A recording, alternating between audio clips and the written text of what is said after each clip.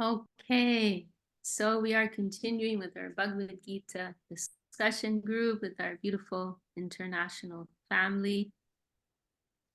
And so last week, some of our friends here went through these verses in chapter 4, 25 to 36, and it seems like there were some different opinions. I'm going to look through Marie's message. We would like to go through those again, as some of us were reading the passage as simply a list of practices we do not do. Some were reading it as a list of practices which may serve as scaffolding to deeper connection. And some of us were reading the impersonal practice and seeing parallels in the deeper personal relationship. I think it would be helpful to review the passage to clarify what is in the text versus what personal experiences are evoked by the text. I mean, from just reading this, it sounds like you're probably all right. I mean, that is very much the style of the Gita and also the Vedas in general, right? Where did I put my water bottle? Oh, thank you. There are different layers, right? And different ways in which these texts can be read. And they represent different levels of understanding, different levels of realization. There isn't exactly a wrong anywhere. It's just different levels, right? So let's see. So first of all, this chapter, Jnana Yoga, right? That already tells you, right? What's the context?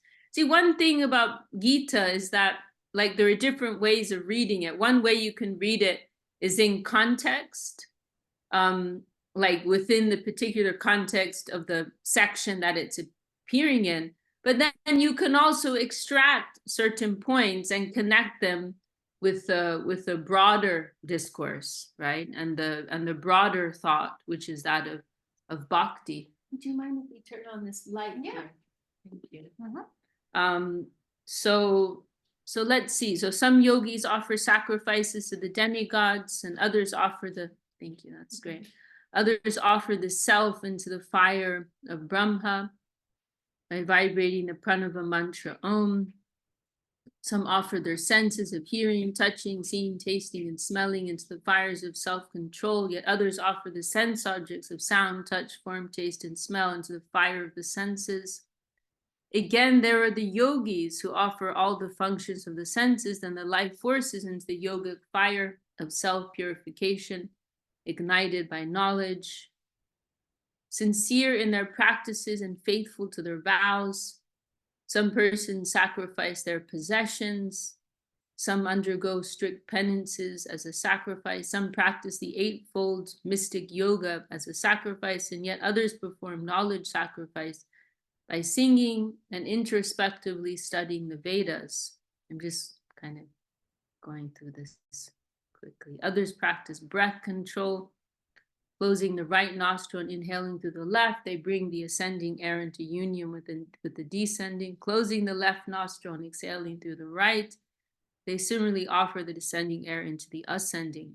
Then closing both nostrils, they check both ascending and descending airs. Yet other practitioners of sense control offer all the senses into the life airs by reducing their food intake. All these persons are knowers of sacrifice, purified by sacrifice, enjoying the nectarian remnants of sacrifice. They attain to the eternal plane of the absolute. O Arjuna, foremost of the crews, without sacrifice, one cannot attain fulfillment in this world, to say nothing of the next.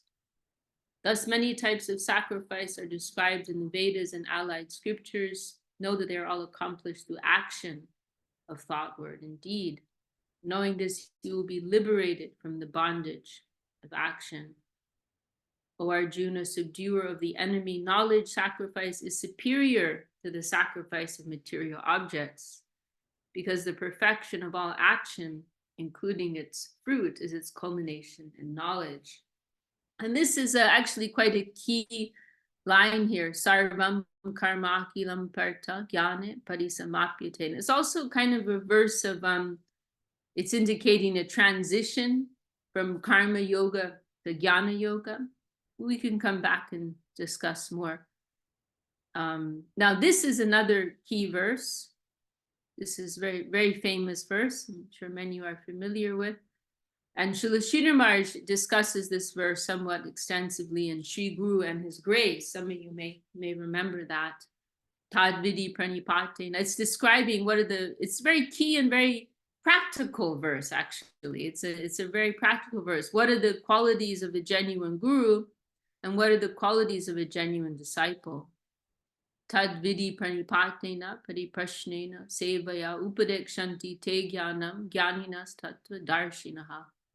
You will be able to attain knowledge by satisfying the divine master with submission, relevant inquiry, and sincere service. The enlightened souls who are learned in scriptural knowledge and endowed with direct realization of the supreme absolute truth will impart divine knowledge to you. O Pandava, when you are enlightened by this knowledge of the reality, you will no longer be subject to your present illusion.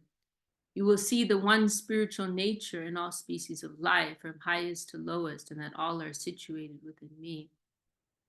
So that's where you got up to, I think, right? Verse 36 says here, even if you are the most sinful of all sinners, you will cross the ocean of sins by the boat of knowledge.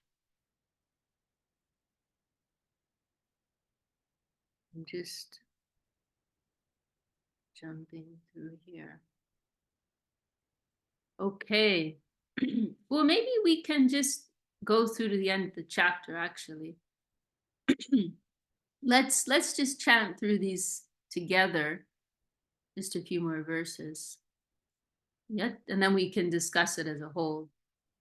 Yataidam si samidagner basmasad kurute arjuna yanagne sarva karmani basmasad kurute tata nagi jnanena sadrisham bhavitrami havidyate tatsvayam yoga samsida kalenatmani vindati shadavan labhate jnanam tatpara samyatendriya jnanam labdva param shantim achirena digacchati agyascha ganascha samshayatma vinashati nayam lokosti napado nasukam samshayatmanaha yoga sanyasta karmanam jnanasad sanchina samshayam atmavantam na karmani nibadnanti dhananjaya tasmada jnana sambutam hitstam jnana senatmanaha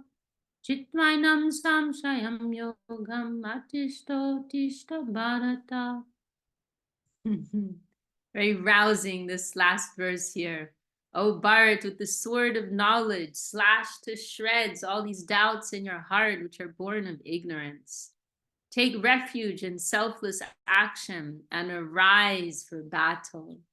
I happen to have my personal copy of Gita right here, and there's in the introduction there's let's see here, there's this really beautiful line of Srila Maharaj. Let's see, here it is. Sri Gita is activation for the lazy, courage for the fearful, hope for the hopeless, and new life for the dying. I mean, it's just, I'm just going to read through all of this right now. So it's so wonderful. Sri Gita is known as an excellent study of the science of religion. The language of Sri Gita is simple and sweet. Its mood is grave, extensive, and radical. Its thought is succinct, lucid, and impartial, and its logic is sound and natural. The eloquence of the prologue, epilogue, exposition, review, analysis, synthesis, and delivery of Sri Gita is unprecedented and charming in the extreme. Sri Gita's activation for the lazy, courage for the fearful, hope for the hopeless, and new life for the dying. Sri Gita unifies and sustains all ranks. whether revolutionary, occultist, optimist, renunciationist, liberationist, or full-fledged theist. From the atheist of grossly crude vision to the most elevated saint, the essential conceptions of all classes of philosophy are illustrated with clear and powerful logic. Okay, I'll stop there. But yeah, it's this verse here in particular. It's one of those rousing verses. Activation for the lazy, courage for the fearful, hope for the hopeless, new life for the dying. This verse for me, it ticks all of those boxes. This is, it is, as Srila says it so nicely, it's so unifying Gita, because there's something here for everyone, for everyone. Okay, I won't get too sidetracked. We'll just quickly read through these translations. Even if you're the most sinful of all sinners who will cross the ocean of sins by the boat of knowledge, as a blazing fire renders wood to ashes, O Arjuna, the fire of knowledge burns up all worldly actions. So what is this saying, right? In a simple sense, that through this awareness of what is the actual nature of reality, this awareness of the distinction between matter and spirit, the awareness of the superiority of spirit over matter, as a result of that, there's this detachment, right? And lack of this freedom from identification with the body, with matter, with the senses, with the mind, right? And so therefore, there's no karmic, there's no karmic, what is that word they use nowadays? Carbon footprint. Consequence. There's no carbon footprint. What's that, Gangalila?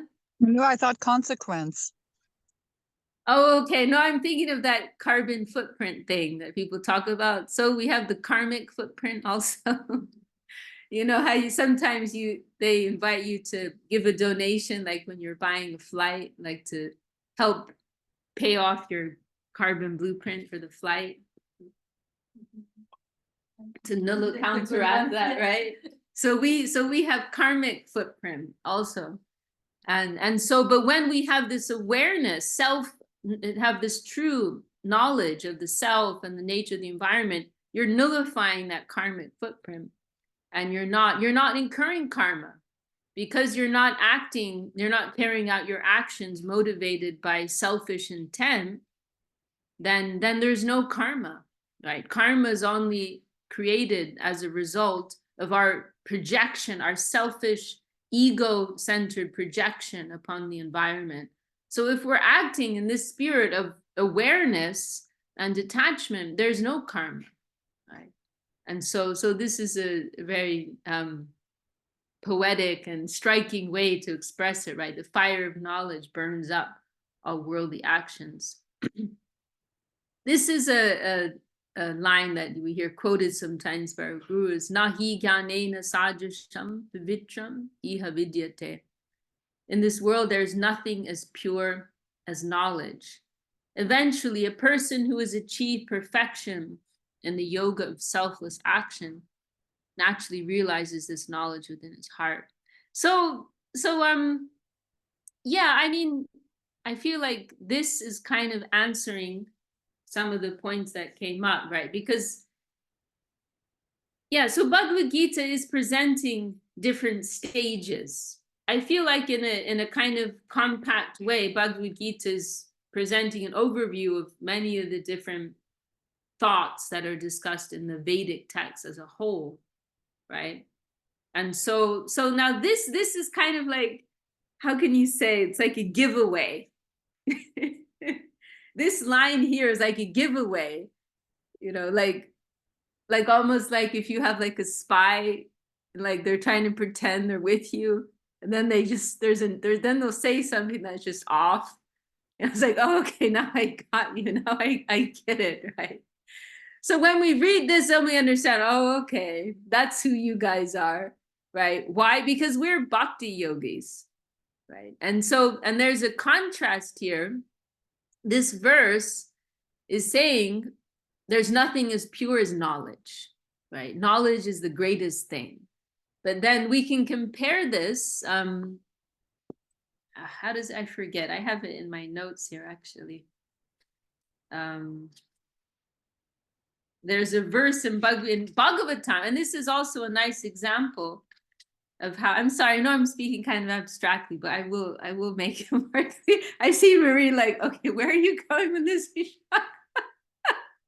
No, I love abstract. Sorry, I was very loud. Yeah, I'm gonna bring everything together, I promise. Okay, yeah, here we go. So yeah, I see you're also like, yeah, I'm enjoying the ride.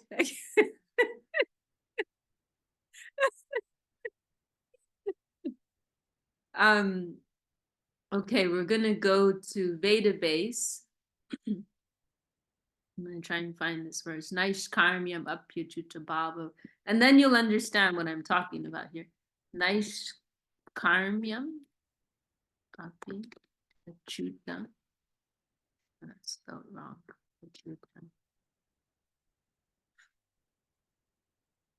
This verse here.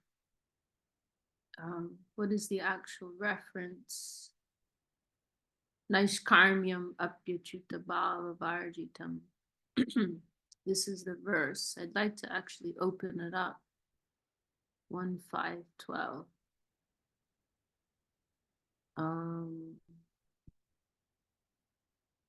Here it is. Yeah, so look at this. Now compare this verse. Naishkarmya apyachuta bhava varjitam na shobhate jnanam alam niranjanam hutapana shashvara bhajam ishvare na charpitam karmya apyakaranam. Knowledge of self-realization, even though free from all material affinity, does not look well if devoid of a conception of the infallible God. What then is the use of fruitive activities which are naturally painful from the very beginning and transient by nature if they are not utilized for the devotional service of the Lord? This translation is not so clear. But so what's being, so this word, this is a word for the notebooks, naishkarmya. Naishkarmya means a state of no karma. And that's exactly what we're just discussing, right? Is this That's a what- that's- Prabhupada? Is that a Prabhupada Gita or is that Hidden Treasure? This one here. Gītā? Yeah, this one we are reading right now. Well, this is Bhagavatam. Oh, Bhagavad. This verse, I'm making a comparison between, we're going through Bhagavad Gita, this verse 38, chapter 4. I'm comparing this verse with this verse of Srimad Bhagavatam, right? So in this verse in Bhagavad Gita, we're being told there's nothing pavitra, right? You know that word pavitra, purity. There's nothing as pure as jnana, as knowledge, right?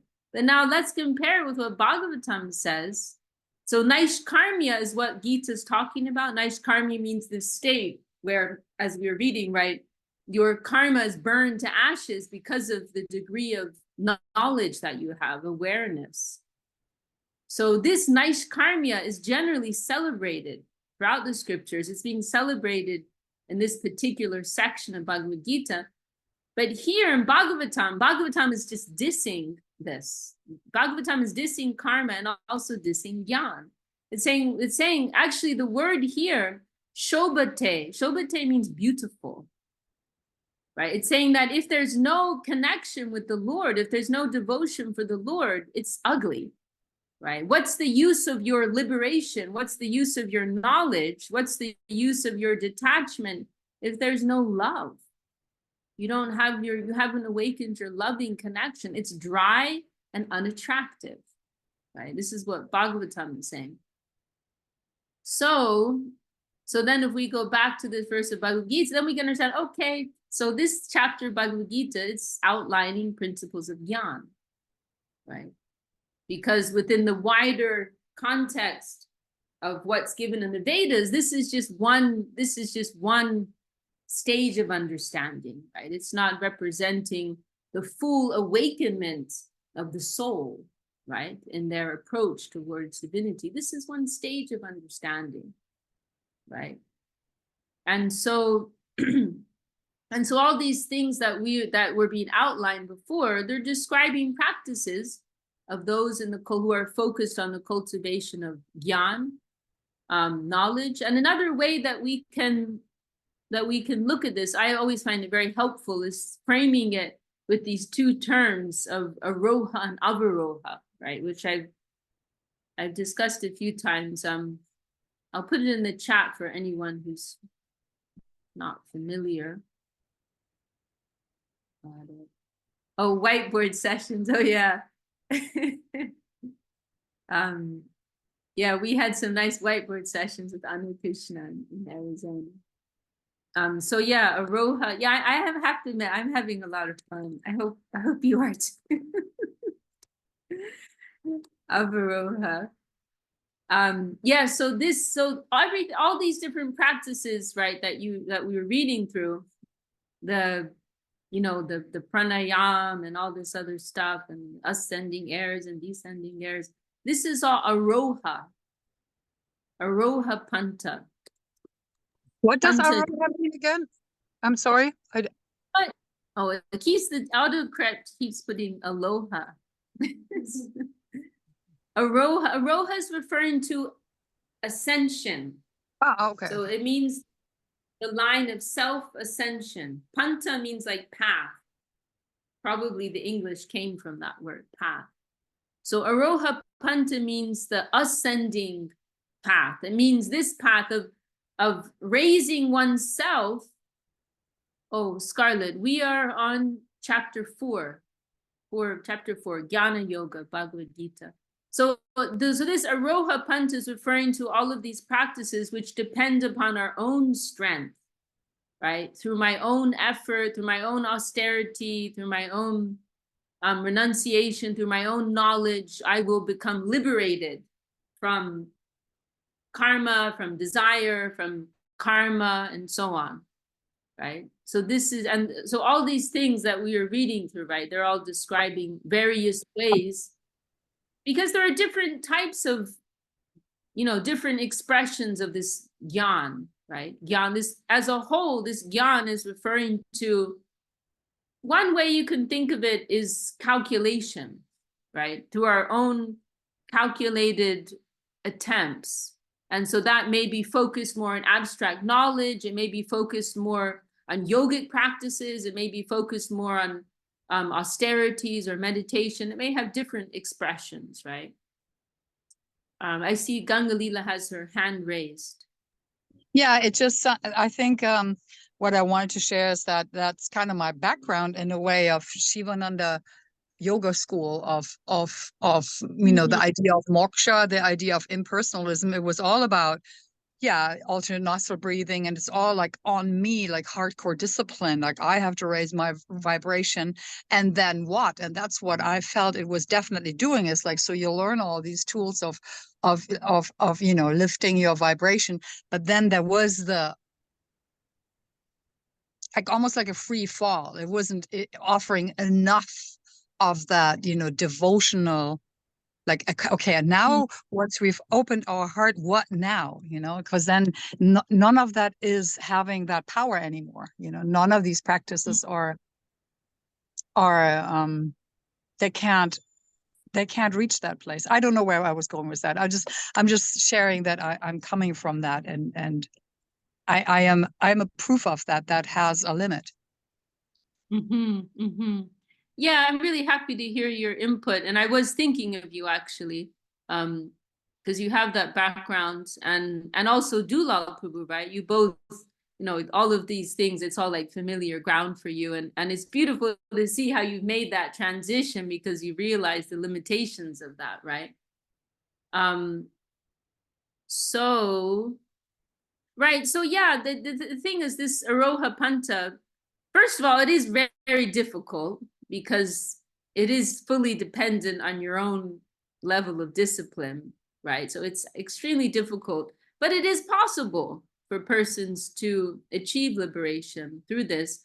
However, it's not, because it doesn't represent the actual nature of the soul, according to Srimad Bhagavatam and according to Sri Chaitanya Mahaprabhu, and according to what I would consider to be common sense, because it doesn't represent the actual intrinsic nature of the soul as a lover, right, and an enjoyer of sorts. Like we need rasa, we need pleasure, we need love, right? And service is also an intrinsic part of our nature, because none of these things address that intrinsic nature, and also it's also based on repression.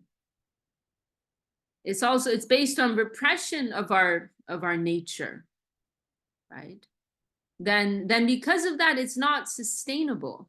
And so it's mentioned in Srimad Bhagavatam that these yogis, right, or jnanis, as you would like to call, they may achieve this position of moksha within the Brahman, right, this zone of consciousness, non-differentiated consciousness and light. They may achieve this state of merging with that for many ages of time, could be billions of years, but because it doesn't represent their true nature, eventually they will have to come down again to this world, unless in some very special cases they are able to connect with the current of devotion. There are some cases like that, special cases. Then they may go up from that point, or they may go down, but they cannot maintain that position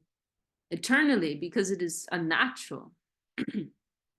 So these are the limitations of this approach, right? And another angle that you can take too is that whatever pleasure is obtained through that type of liberation, it's said to be utterly insignificant compared to the pleasure that's achieved by connecting with the source of pleasure, right? And connecting, because, one name for persons like this is Atmarama, means tasting the bliss of their own self. Because remember, the soul intrinsically holds Sat, Chit, and Ananda, right? The soul is by nature conscious, eternal, and joyful. So every soul intrinsically has Ananda, joy within itself, right? And so if one achieves a state of liberation, then they can experience that joy within the self. So it's not that there's nothing there, right? But that degree of joy is insignificant compared with what is potentially possible when one connects in a loving relationship with the source of all love, with Krishna, with God, with the divine, right? So there are different ways in which you can look at this. And so then this is where the avaroha panta, right? This is what the other word I put in. Avaroha, it's the same root as avatar, which the word everyone knows. Literally, avatar means one who descends. It means a form of the divinity that descends into this plane. So avaroha, it means the descending line. And so it means where we are approaching, okay, there's some degree of discipline and self-endeavor, but primarily one is depending upon grace, right? And there's this whole culture of sharanagati, surrender, humility, right? And so it is a very different approach. And actually, we can mention, we have Marie with us too. It's very interesting, but Vaishnavism is in many ways, I feel it's much closer to Christianity, right? To the ideals of Christianity than with many of these other Vedic practices, which is quite interesting. It's quite a funny point. So then there's this whole emphasis of inviting the grace of the Lord, right? Inviting the mercy of the divinity upon us. And so it is a very different approach. And so this is bhakti yoga, right? This is the approach of bhakti. And so, the way that I would see all of this is simply, it's just describing jnana yoga, right? It's describing jnana yoga. I wouldn't see it as, there are some sections where one thing's being discussed, but you can connect it with bhakti. I wouldn't say that here, actually. But it's giving some background knowledge, right, Jnana Yoga, and it's including it, because this book is also for Jnana Yoga. It's also for Jnanis. They also need something here, so there's something here for them too. That would be my comment on that. And let's see, there was something else I wanted to bring up too. Oh yeah, we come back to this. This is quite an interesting line here. This sarvam karma kilam parta jnane parisamapyate. Now this is a line which we can connect with the practice of bhakti, and I've heard Srila Govinda Maharaj discuss it very nicely. Is your hand still raised, or is this a new hand raised, Gangalila? It's a new hand. Oh, okay. Please go ahead. Oh, no, I just wanted to add that for me, there's still the trap of like, I disciplined myself, I conquered my senses, I learned all this. So it might still keep us away from true surrender to love and to Krishna, because there's that trap of I'm doing all that to me. I'm giving myself such a yogic training. Mm-hmm. And that stays in the way for fully surrendering, you know. Yes, I mean, it's something that we all struggle with. You know, it's something that we all struggle with, because it's actually just the opposite from the mundane way of seeing things, right? From the mundane perspective, it's all, you know, everything's based on what we can do, what we can make happen, right? And you know, it's like everything that we achieve, you know, it's what I did, right? But in the cultivation of, the thing is, it's like it's directly opposite to the nature of the ego, right? The ego, the ahankara, it's all about I, me, and mine, right? But here in the culture of Vaishnavism, in the culture of bhakti, it's like we kind of have to flip things around and see in the other way, right? And so it's something that we will all struggle with. It's very difficult, and there may sometimes be, I mean, for me, I feel like it's something I have to remind myself every day, you know. And there may be moments when we feel, oh, I'm trying so hard with this, trying so hard with that, and I'm failing. And then we have to remind ourselves, oh, actually, it's not on me. Why am I putting it all on me? Right? I have to offer this. I have to surrender this. Actually, it's his will. And you know, I had some very nice talks with Suvasini, and we actually had a nice discussion about this. And she was mentioning her brother, actually. Her brother also took initiation from Srila Gurudev. And he only had he didn't get to spend so much time with Srila Govinda Maharaj. He had like a number of short visits, you could say, like 1 or 2 days each visit.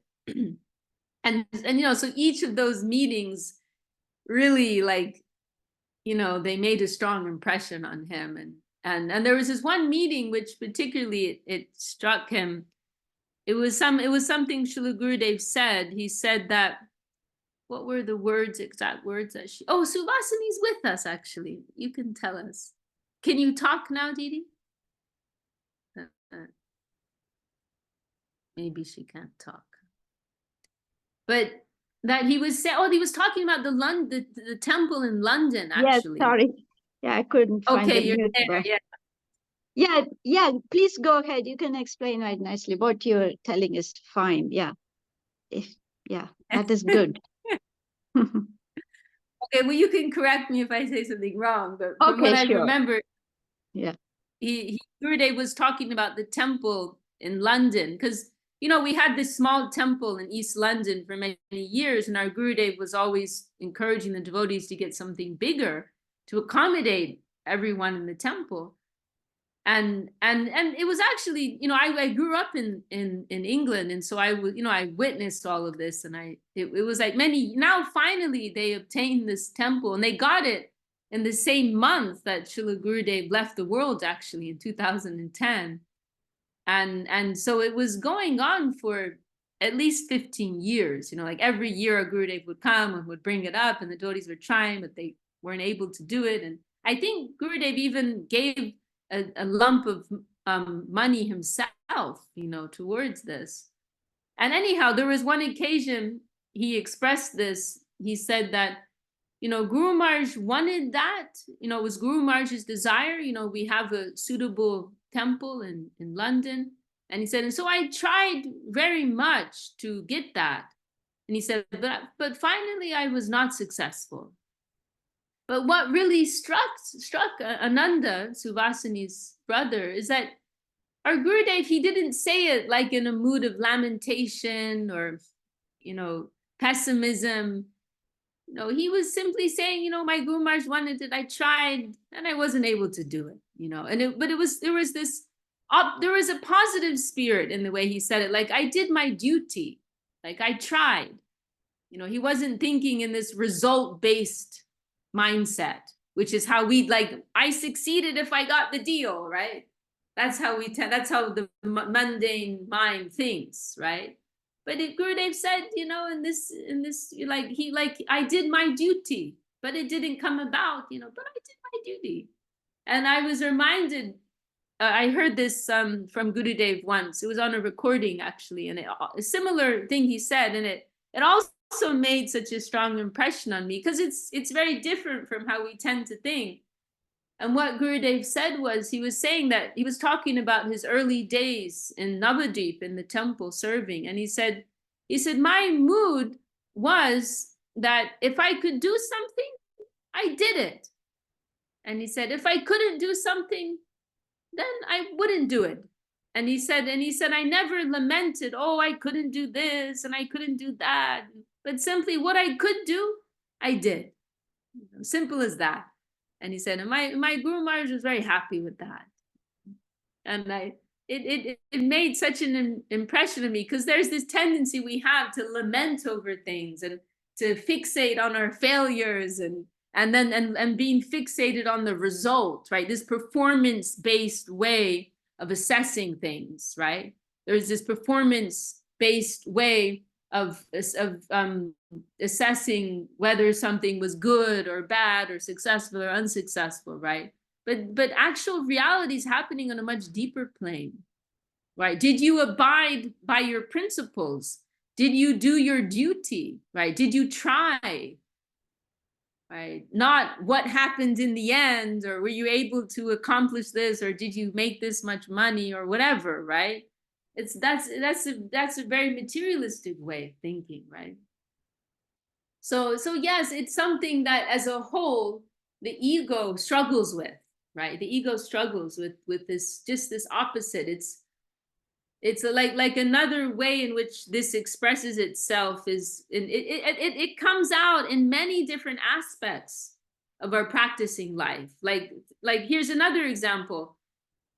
Like we talk about chanting. Oh, I chanted japa, right? I chanted the holy name. But at the actual process of connecting with the name is just the opposite. That I'm being chanted.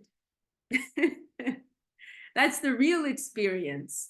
Not that I'm like the subject and this is an object to me, right? I'm in the position of doership and control. But no, it's all being done to me. I am breathed. I am breathed. Very nice. I cannot see the deity, but I want to be seen by the deity, right? It's just, we have to like when it comes to spiritual cultivation, it's like we have to flip everything around. The mundane way of thinking is just the opposite. We have to flip things around. When we come to even like eat prasadam, not that I'm eating this, I'm devouring this, this is an object of my hunger and my stomach and my senses. But no, I'm coming to serve this. This prasadam is higher than me. And I want to honor this and I want to serve this. Although apparently I'm consuming something, the spirit of the Vaishnava will be just the opposite. and I'm honoring these remnants of the Lord, right? So it's very difficult to get over this conditioning, right? And so we have to remind ourselves that, you know, at every step, we want things to come through us. We want to be used, right? Not to use, but we want to be used by that higher force, right? By that higher will. And you know, there are many factors here. You know, there's the element of the self-asserting ego. There's also a fear.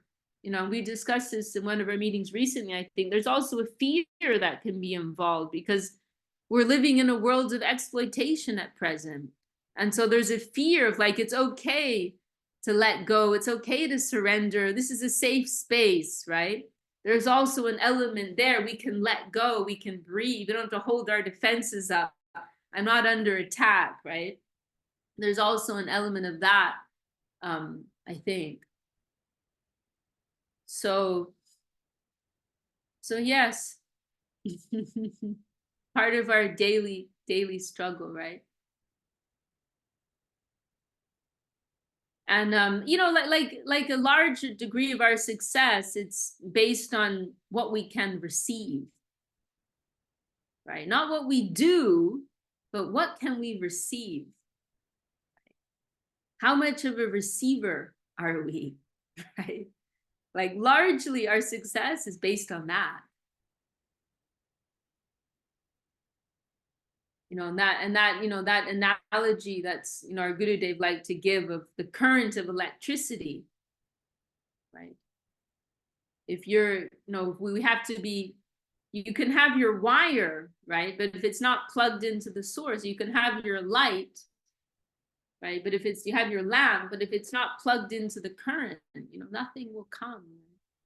And so we're trying to wire ourselves properly so that we can connect with this divine current. Let that divine current come through us, right? It's actually the ego that creates this weight upon us and limits us. The ego, this conception like, oh, I have to, as soon as we think, oh, I have to do this, we're limiting ourselves because we are beings of finite capacity.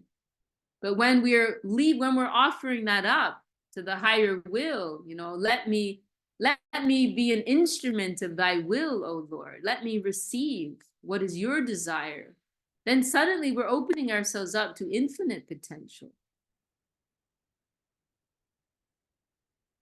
So it's something that yeah, it's a daily reminder, right? It's a part of our daily sadhana. But yeah, thanks for bringing that up, Gangalila. That's definitely a big one. This is a huge one, and I find it so hopeful. Because if it's all on me, it's hopeless.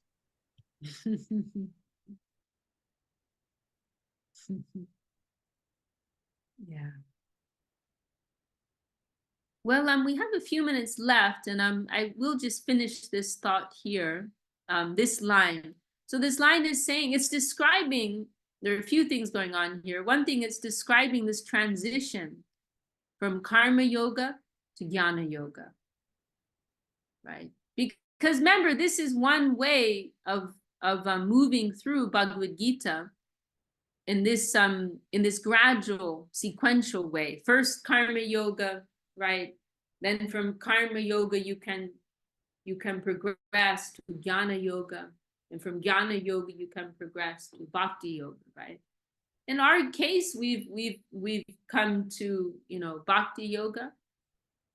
Our gurus have given a shortcut, you could say. But this week there is this line of development. You can like trace the threads, and so there's a very nice talk our Gurudev gave once, marking some of these points, and it's in Revealed Truth, that book, I think. So this is marking the transition between karma yoga and jnana yoga.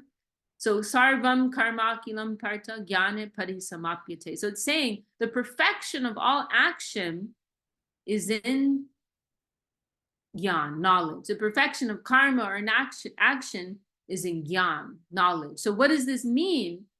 In the practice of karma, so karma yoga is based on this principle of selfless duty, right? Trying to overcome our you know, selfish motivation, and to act according to duty. And so when one engages in this way in the world, what it does is there's this automatic purification that takes place, right? That because we're ignoring the filters of our minds, the likes and the dislikes, and what's good for me, what's not good for my ego, right? Because we're ignoring that, then those filters, they start to kind of shrivel up, right? And so there's this automatic purification that takes place. And this purification, these layers start to clear from us. And then we can, you know, because normally we're looking at the world like that. We have our particular identity as a member of this world, and we're associating certain things and persons and situations as good or bad on the basis of that. And then we act on that, and then we're reinforcing these filters. And then this is like this thick covering over the soul, and obscures our perception of the soul when we're so locked in to these ego-based identities, right? So when we ignore this world of ego and just strictly abide by higher principles, by duty, then purification automatically takes place. And when that purification takes place and these layers start to clear, then automatically there's a perception of the soul. One becomes lighter in a sense. And those layers, those obstructing layers are cleared, and one can begin to feel in a tangible way, oh, there's something higher within me. There's some other higher, more subtle element within myself, right? And so then that's where this gyan comes in. Then one may be moved to you know, seek what that is out, right? What is that higher element in me? You know, let me move closer to that, right? And then this cultivation of knowledge, deepening one's awareness of the true self, you know, can include, you know, engaging in study, what is the nature of matter and spirit, and so on. So this is interesting, right? How there's this kind of automatic transition that takes place because of the purification that takes place in karma yoga.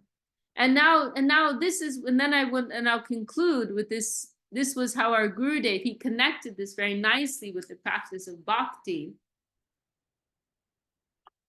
That he said that through sacrifice and service, then the blessing of divine knowledge will come, right? So there's kind of a parallel here in the practice of bhakti yoga or Vaishnavism, right?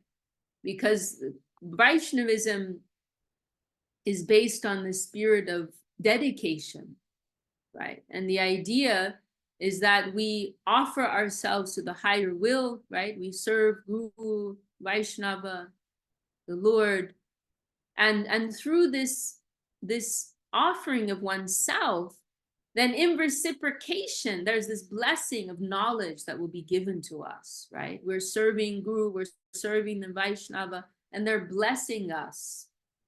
And through their blessing, purification and knowledge will arise within us. And that's something that's discussed somewhat extensively, you know, in Srimad Bhagavatam and other scriptures, this principle that, you know, just like that analogy is given of watering the root of the tree, right? That's one example. And then there are many other verses which discuss this, right? Through the culture of devotion, everything else will follow, right? There will be, through bhakti, through devotion, one's karmic weight or karmic footprint, that will be cleared automatically.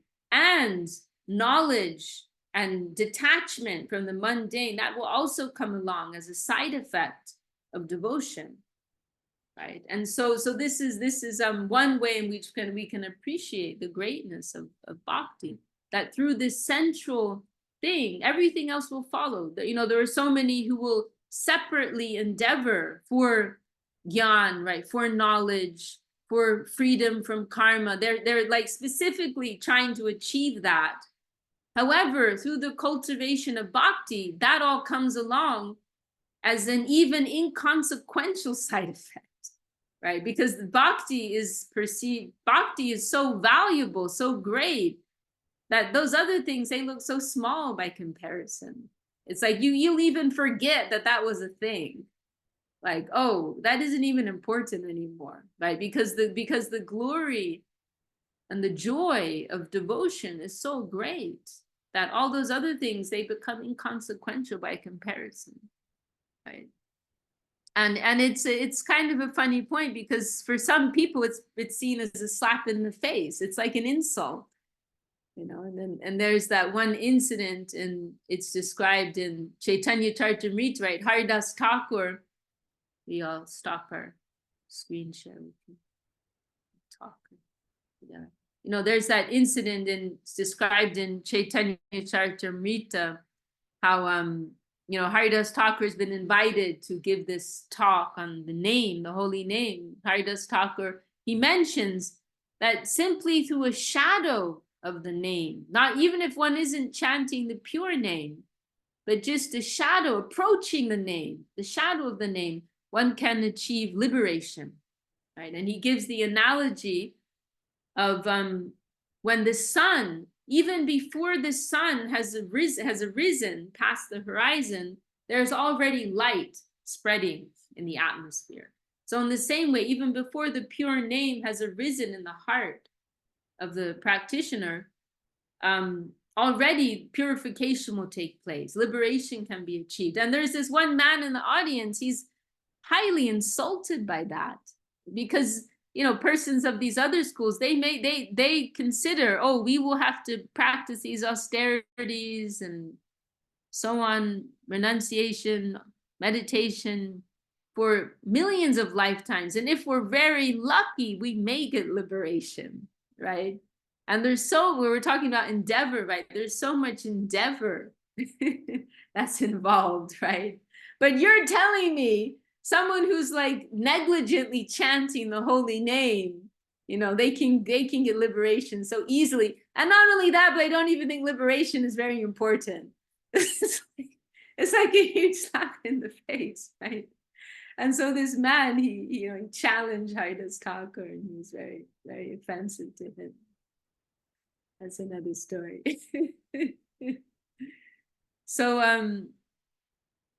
So yes, well, I don't know. Does this answer the questions? Does this answer the discussion last week?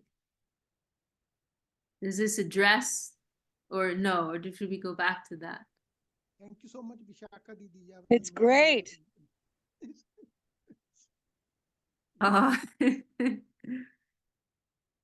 see Marie's comment here.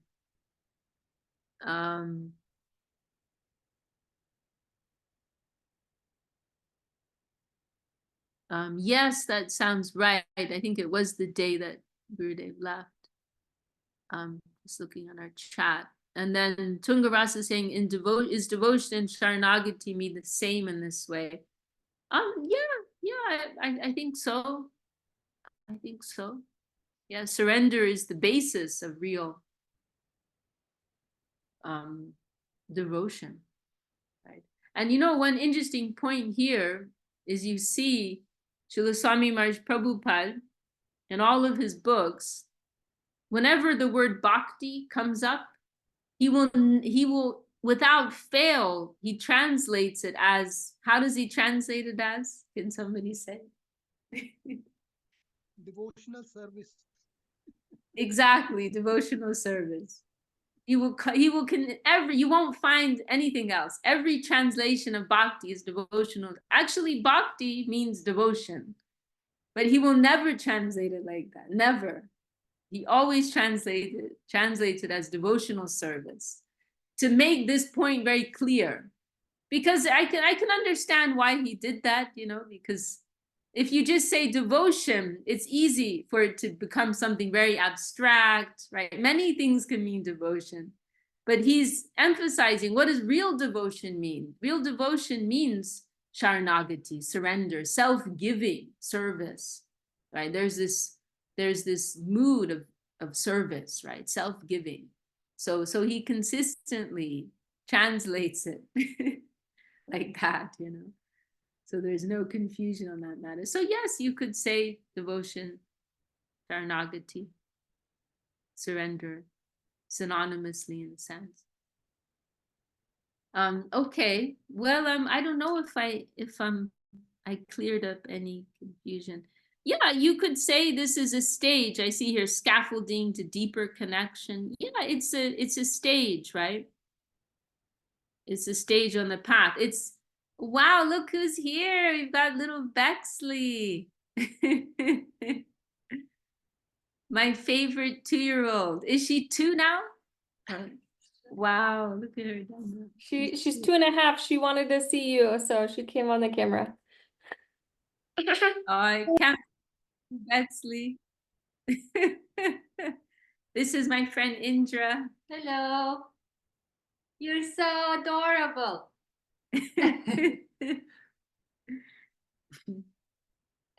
She likes doing this. She really likes doing this. Yeah. So yeah, I mean, what we can say in appreciation, right, is that persons on this path, they realized the meaninglessness of running after pleasures of the senses, right? And they're trying to live a life of more meaning, right? And they're trying to become free of the entanglements of the body. So we can appreciate it as one stage, right? And then at a certain point, those persons, they may realize, okay, I've become free from desire. But as Gangalila was saying, now what? Right? You know, then what? I'm still not fulfilled, right? So I would see it in that way, you know, it is one stage. It is one stage on the path, right?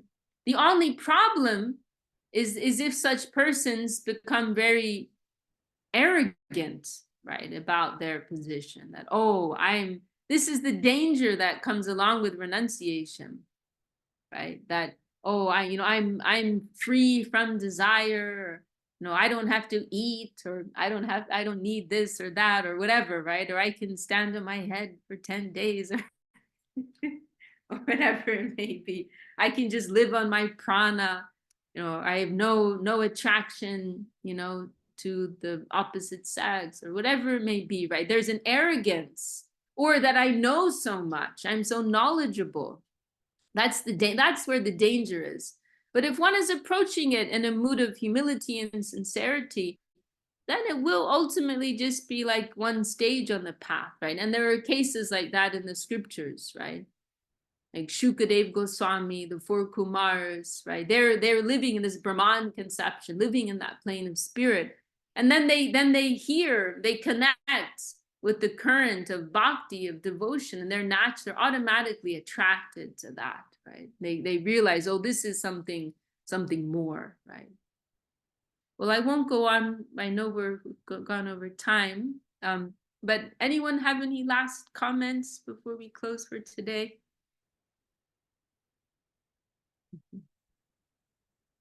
Very happy to have all of your good association. Thank you, Vishaka. It was great. Thanks for all your input, Galila, and all of your auspicious presence. And thanks to Marie for hosting and all your enlightening comments as well. Okay, well, we had a bit of a different session, kind of like a whiteboard session, as Anu Krishna said. We'll probably pick up next week with our usual style. Jai Shri Bhakti Sundar Govinda Dev Goswami Maharaj ki Jai, Shri Bhakti Raksha Sridhar Dev Goswami Maharaj ki Jai, all the assembled devotees, sincere seekers ki Jai, Shri Hari Nam Sankirtan ki Jai, Jai Gaur Premanande, Hari Bol. See you all next time.